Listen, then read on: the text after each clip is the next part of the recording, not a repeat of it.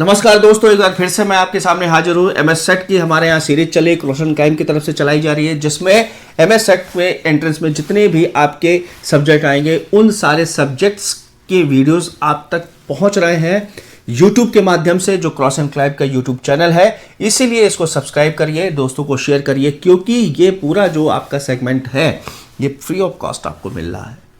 इसलिए free of cost को समझते ये मत समझिए कि इसमें यूं ही चीजें लिखी गई, इसमें सारी चीजें कंसाइज रूप में लिखी गई हैं, जो आपके एग्जाम में ज्यादातर एग्जाम ओरिएंटेड फैक्ट्स यहां पर दिए गए हैं।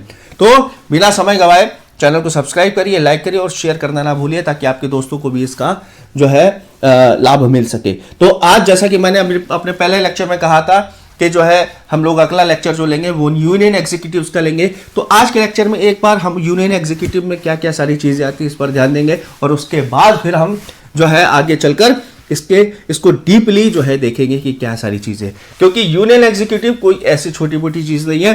यानी जैसे आप यूनियन एग्जीक्यूटिव्स के बारे में सोचेंगे आपको जो है सेंट्रल गवर्नमेंट याद आएगी। क्या होता है सेंट्रल गवर्नमेंट? अच्छा, सेंट्रल गवर्नमेंट कहाँ बैठती है? पार्लियामेंट में बैठती है, ठीक है। इसके अलावा सेंट्रल गवर्नमेंट में कौन कौन होता है? प्रेसिडेंट होता है, अच्छा प्राइम मिनिस्टर भी होता है, अच्छा स्पीकर भी बैठा हुआ है, ओके, अच्छा कुछ सेंट्रल अथॉरिटीज भी हैं, ओके। तो ये सारी चीजें यहाँ पर जो है बताई गई हैं। तो आज हम लोग बिना समय गवाए हुए जो है बहुत ही अच्छे चैप्टर यूनियन एग्जीक्यूटिव पे आए हैं। एक इतना मान लीजिए कि यूनियन एग्जीक्यूटिव एक ऐसा चैप्टर है जिससे अगर इंडियन पॉलिटी की बात करें मोर देन 50% क्वेश्चन पूछ ही लिए जाते हैं, क्योंकि इसमें प्रेसिडेंट है, स्पीकर है, इसमें जो है क्या कहते हैं आपके जो है पार्लियामेंट है, राज्यसभा, लोकसभा है, उसकी कार्य करने का तरीका, रूल्स ऑफ प्रोसीजर क्या है, सब कुछ इसमें आ जाता है। अभी आप देखिए जैसे बजट सेशन की हम बात कर रहे हैं। बजट सेशन जो है आपका किस लिए होता है? सबसे पहला सेशन होता है साल का, तो बजट सेशन के बारे में बात चल रही है, क्योंकि बजट सेशन अभी शुरू हो चुका है ना। तो ये चीजें, और कब खत्म होगा? जब बजट लागू हो जाएगा आपका। तो लेक्चर 5 में हम लोग देखेंगे यूनियन एग्जीक्यूटिव। अब देखते हैं कि यूनियन एग्जीक्यूटिव में क्या क्या है। तो इसके कंपोजिशन में हम बात करते हैं, तो इसमें प्रेसिडेंट अथॉरिटी आ जाती है, वाइस प्रेसिडेंट आ जाता है, प्राइम मिनिस्टर आ जाता है, काउंसिल ऑफ मिनिस्टर आ जाता है, अटॉर्नी जनरल ऑफ इंडिया आ जाता है, ठीक है। तो प्रेसिडेंट के बारे में हम देखेंगे, एक मोटा मोटा जो है हम लोग एनालिसिस करने, फिर डिटेल में हम लोग इस चीज को पढ़ेंगे। तो सबसे पहले प्रेसिडेंट को देखिए। इस समय जो प्रेसिडेंट है, ठीक है, वो श्रीमती द्रौपदी मुर्मू जी हैं,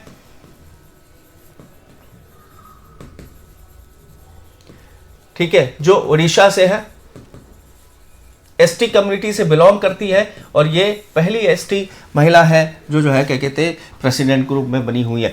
आर्टिकल अगर प्रेसिडेंट के बारे में देखें तो 52 से 61 लिखे गए हैं, लेकिन इसके अलावा भी बहुत सारे आर्टिकल हैं जिनको हम जब प्रेसिडेंट को पूरी तरीके से पढ़ेंगे तब देखेंगे। टोटल टर्म कितना होता है सारे लोग जानते हैं, 5 साल का होता है, और आर्टिकल 56 के अंतर्गत ये जो टर्म्स की बात कही जाती है इसमें, ठीक है। उसके बाद हम देखते हैं एलिजिबिलिटी क्या होता है, कि ऐसा कोई व्यक्ति जो 35 या 35 साल के ऊपर है और क्वालिफाइड है लोकसभा के लिए, not holding office of profit article 51 के तहत, वो सारे लोग जो है क्या कहते हैं आपके सिर्फ राज्यसभा के लिए ही नहीं, ठीक है, लोकसभा के लिए, राज्यसभा का में भी जो व्यक्ति है उसको भी बनाया जा सकता है, ठीक है, जो राज्यसभा का भी सदस्य रह चुका हो। तो ऑफिस ऑफ प्रॉफिट नहीं होना चाहिए। भाई अब ये बात आती है कि भाई ऑफिस ऑफ प्रॉफिट की क्या बात करें।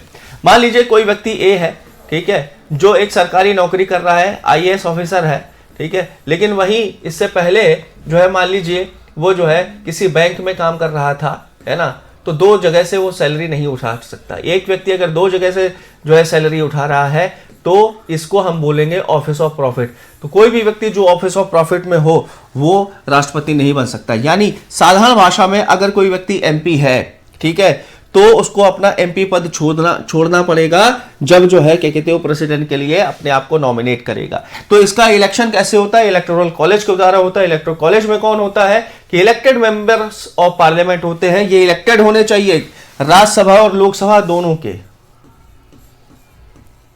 ठीक है, और इलेक्टेड MP होने चाहिए यूनियन टेरिटरीज, जहां जहां लेजिस्लेटिव जो है असेंबली है, और स्टेट के। ये सारे कैसे होने चाहिए? ये इलेक्टेड होने चाहिए। और इसके अलावा proportional representation, single transferable voting system से जो है इसको चुना जाता है, लेकिन इसके लिए कोई EV नहीं, बल्कि जो है क्या किया जाता है, EVM नहीं बल्कि सीक्रेट बैलेट यूज किया जाता है। और इसमें प्रेफरेंशियल सिस्टम होता है, ये यहां याद रखिएगा, प्रेफरेंशियल सिस्टम होता है, प्रेफरेंस दिया जाता है, प्रेफरेंशियल, ठीक है, प्रेफरेंस दिया जाता है कि भाई मेरा कैंडिडेट ए को मैंने प्रेसिडेंट माना, ये मेरे पहले प्रेफरेंस है, बी अगर कोई कैंडिडेट है तो हो सकता है मेरी ये तीसरी प्रेफरेंस हो, सी कोई है तो मेरी हो सकता है दूसरी प्रेफरेंस हो। तो इस हिसाब से जो है यहाँ पर क्या किया जा रहा है, इस हिसाब से यहाँ पर हम जो है प्रेफर देते हैं। पावर क्या होती है, एग्जीक्यूटिव पावर होती है, यानी जो है किसी को नॉमिनेट करने की, किसी को जो है क्या कहते हैं कुछ बनाए जाने की। लेजिस्लेटिव पार्लियामेंट के लिए आपकी क्या पावर है।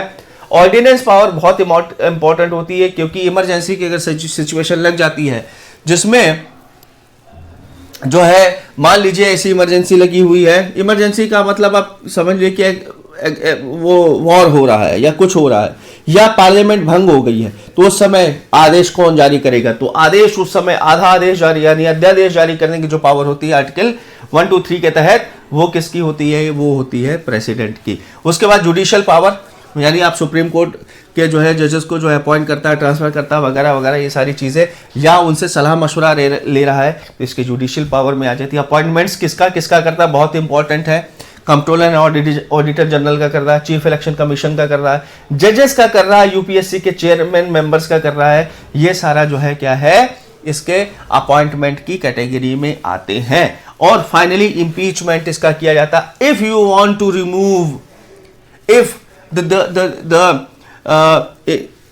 India wants to remove the president current, तो ऐसे समय में उसको इम्पीचमेंट प्रोसीजर लाना पड़ता है, और impeachment only for constitutional violation के द्वारा किया जा सकता है आर्टिकल 61 के तहत, और इसके लिए 2/3 मेजोरिटी की जरूरत पड़ती है दोनों हाउसेस से, यानी ये कैसा हो गया आपका स्पेशल मेजोरिटी,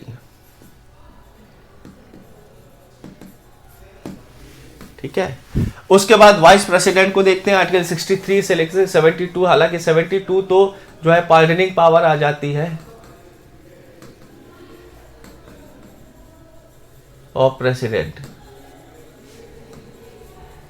तो vice president ex officio chairman तो राज्यसभा के, act as president in vacancy या एब्सेंस, आर्टिकल 65 के तहत इंपॉर्टेंट है, पूछा जा सकता है आपसे। इलेक्शन एमपीज करते हैं, इसकी प्रोपोर्शनल रिप्रेजेंटेशन सीक्रेट बैलेट के तहत, जिस तरह से उसका होता है आपका प्रेसिडेंट का होता है, लेकिन इसमें एमएलएस नहीं पार्टिसिपेट करते, ये याद रखिएगा, टर्म इनका भी 5 साल होता आर्टिकल 67 के तहत। रिमूवल रेजोल्यूशन इन राज्यसभा आता है, इसमें लोकसभा में नहीं आता है, 14 डेज नोटिस पहले दी जाती है, यह जो है क्या कहते हैं प्रेसिडेंट को भी दी जाती है, और इफेक्टिव यहां पर मेजोरिटी होनी चाहिए। उसके बाद तीसरी अथॉरिटी जो हम देखते हैं वो कौन है, प्राइम मिनिस्टर है, प्रेसिडेंट के द्वारा अपॉइंट किया जाता है, leader of majority in Lok Sabha होता है, यानी जो है लीडर ऑफ हाउस कहलाता है, ठीक है, ये चीज होती है। एलिजिबिलिटी अगर वो लोकसभा का है तो कम से कम 25 साल या 25 साल से ऊपर होना चाहिए, अगर राज्यसभा का है तो 30 या 30 साल के ऊपर होना चाहिए, और वो भी ऑफिस ऑफ प्रॉफिट नहीं हो सकता है। फंक्शन क्या होता है, हेड ऑफ द गवर्नमेंट होता है, allocates profit portfolio to minister, यानी काउंसिल ऑफ मिनिस्टर को क्या करेगा, काउंसिल ऑफ मिनिस्टर को उनके पद जो है क्या कहते हैं बताएगा कि भाई तुम फाइनेंस मिनिस्टर बनोगे, तुम होम मिनिस्टर बनोगे, तुम डिफेंस मिनिस्टर बनोगे, फलाना ढिमका है। चेयरमैन ऑफ कैबिनेट होता है, कलेक्टिव रिस्पॉन्सिबिलिटी होती है इसकी। चीफ एडवाइजर टू प्रेसिडेंट होता है, बहुत इंपॉर्टेंट, आर्टिकल 74 और 78 में कहा गया है। इवन प्राइम मिनिस्टर होना चाहिए, प्राइम मिनिस्टर है, प्राइम मिनिस्टर के कार्य क्या होंगे, इसके लिए कोई भी आर्टिकल यहां पर नहीं दिया गया है कॉन्स्टिट्यूशन में, ठीक है। Represent India internationally, head of the nuclear command authority, NITI Aayog appointment committee, ये इंपॉर्टेंट आ गई। उसके बाद काउंसिल ऑफ मिनिस्टर जानते हैं, मैक्सिमम 15% होने चाहिए लोकसभा में जितनी भी स्ट्रेंथ है, इससे ज्यादा आपकी काउंसिल ऑफ मिनिस्टर नहीं हो सकते हैं। और किसके द्वारा अपॉइंट किया जाएगा, पीएम के एडवाइस पर प्रेसिडेंट के द्वारा ये अपॉइंट किया जाता है, ठीक है। कलेक्टिव रिस्पॉन्सिबिलिटी टू लोकसभा होती है, और रिस्पॉन्सिबल आपका किसके लिए होगा, लीडर ऑफ हाउस के लिए होगा ये, ठीक है, ये चीज है, नहीं तो डिस्क्वालिफिकेशन हो जाएगा। Minister individual responsible to president, must be MP within 6 month of appointment, ठीक है। फिर उसके बाद अटॉर्नी जनरल आते हैं, बहुत इंपॉर्टेंट, आर्टिकल 76 सबसे बड़ा जो है क्या कहते हैं आप ये कह सकते हो लॉ ऑफिसर होता है, law officer of government, president के द्वारा अपॉइंट किया जाएगा। मस्ट बी क्वालिफाइड एज 6 जजेस, सुप्रीम कोर्ट का जज बनने की जो काबिलियत होती है, वही काबिलियत जो व्यक्ति होल्ड करेगा उसको अटॉर्नी जनरल बनाया जाएगा, लेकिन किसके द्वारा? प्रेसिडेंट के द्वारा। टर्म क्या होता है? प्रेसिडेंट के प्लेजर पर है, यही नहीं कि फिक्स है कि 2 साल 4 साल 10 साल, कितना प्रेसिडेंट चाहेगा तब तक वो बना रहेगा। रेजिग्नेशन किसको देगा? प्रेसिडेंट को देगा। ड्यूटीज क्या है? Advise government of India on legal matters, represent government of India in supreme court और high court, discharge duty referred by the president, article 143 important आ गया। राइट क्या है? स्पीक इन पार्लियामेंट, बट यहां पर वोटिंग राइट नहीं है। Can participate privately but can not oppose government of India, ठीक है। Assisted by solicitor general and additional solicitor general, ये इंपॉर्टेंट है। यानी एक आपका क्या हो जाएगा? अटॉर्नी जनरल, इसके द्वारा सॉलिसिटर जनरल और एडिशनल सॉलिसिटर जनरल इसके द्वारा, ठीक है। स्टेट में कौन सा इक्विवेलेंट पोस्ट होती है? एडवोकेट जनरल होती है। तो ये 165 के अंदर गए। तो दोस्तों आज के लिए इतना ही हुआ, मिलेंगे डिटेल में प्रेसिडेंट, प्राइम मिनिस्टर, इन सारी चीजों को जानेंगे, पार्लियामेंट्री सिस्टम को जानेंगे, और ये सब होगा अगले लेक्चर में। तो आज के लिए इतना, थैंक यू सो मच।